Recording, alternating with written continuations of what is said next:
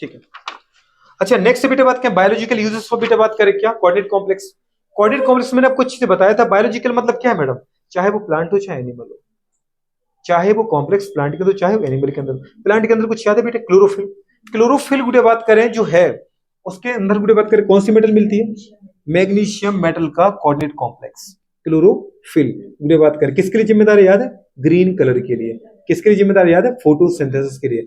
और यहाँ बेटा बात के मेटल कौन सी मिलती है, Mg+2 है। हीमोग्लोबिन बता चुके थे आपको दीदी, किसके लिए जिम्मेदार है, रेड कलर ऑफ ब्लड। किसके लिए, रेड कलर ऑफ ब्लड।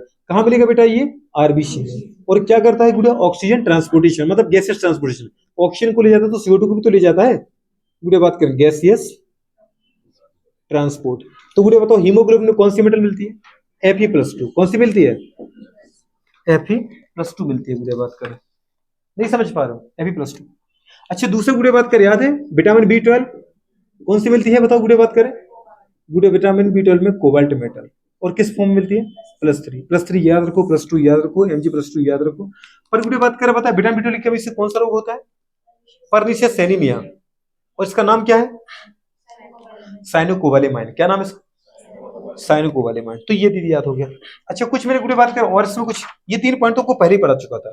कुछ और पॉइंट लिखे गुड़िया बात करें, जैसे पहला हीमोग्लोबिन हो गया, ठीक है, पहला क्लोरोफिल, दूसरा हीमोग्लोबिन, तीसरा विटामिन B12। अगला लिखा है गुड़िया बात करें आपसे क्या, कार्बोक्सी पेप्टाइडेज एंजाइम। कुछ याद ही होगा, कार्बोक्सी पेप्टाइडेज एंजाइम जो है गुड़िया बात, ये अपन कहां पढ़ते हैं, प्लांट फिजियोलॉजी में पढ़ते कि नहीं पढ़ते, तो कार्बोक्सी नहीं पढ़ते क्या, कार्बोक्सी कार्बोनिक एनहाइड्रेस नहीं, कार्बोक्सी पेप्टाइडेज।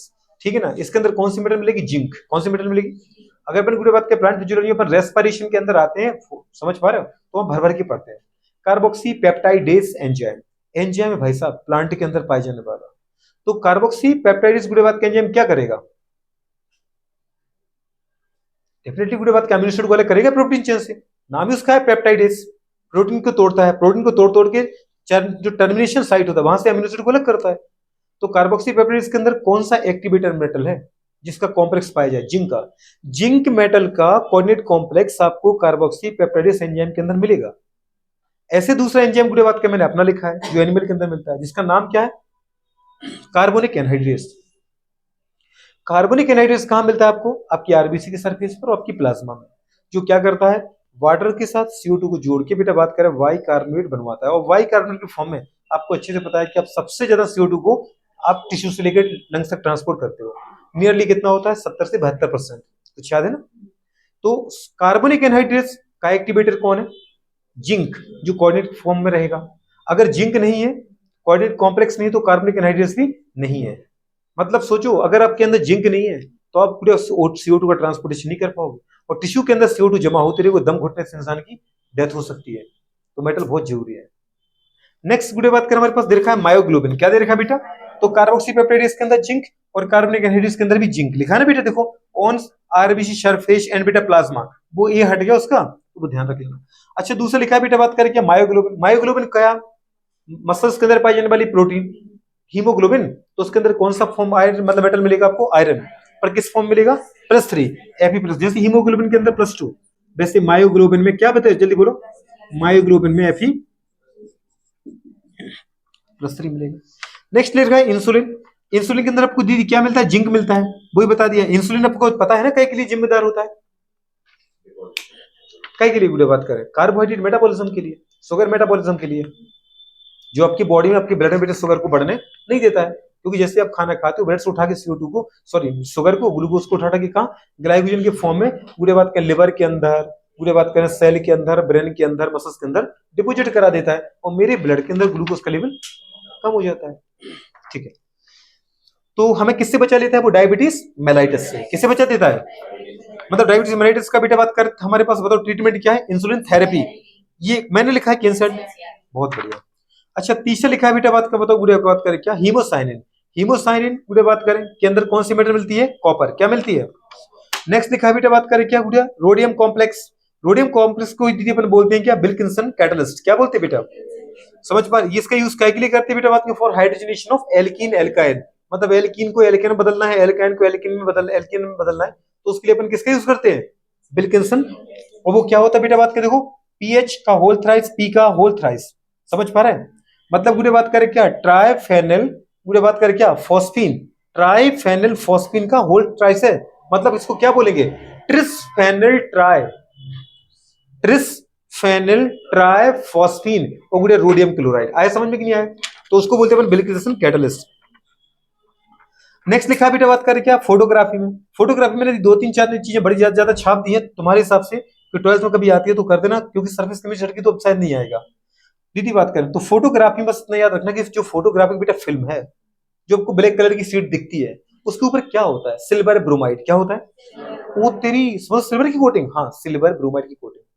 लेकिन जैसे बेटा अपन क्या करते हैं गुड़े बात करें, जो उस कैमरे का अपन शटर हटाते हैं और कुछ मिनट के लिए खिंचाक करके तुरंत लाइट जाती है उसके अंदर, तो जितने दीदी एरिया में लाइट जाती है उतने एरिया में बेटा बात करें वो सिल्वर ब्रोमाइड को तोड़ देता है, और तोड़ने के बाद बेटा बात करें उसको अपन हाइपो सॉल्यूशन से क्या करते हैं, धो देते हैं, तो वो इमेज फिक्स हो जाती है।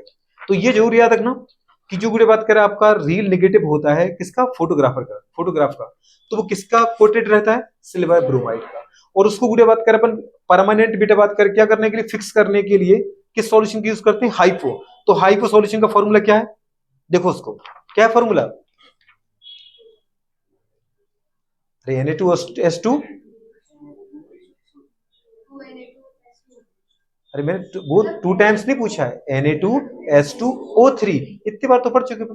कौन है ये, सोडियम थायोसल्फेट है, मैंने इसलिए पूछा था ताकि आपको याद हो, उसमें नाम नहीं लिखा मैंने, नाम क्या है इसका, सोडियम थायोसल्फेट। और सोडियम छोड़ दो, सोडियम की पोटेशियम भी ले सकते थे, इंपोर्टेंट है थायोसल्फेट, कौन है बेटा, तो हाइपो सॉल्यूशन का मतलब क्या है, थायोसल्फेट H2O3 का -2, आगे सोडियम लगा दो Na2S2O3 हो गया, ठीक है।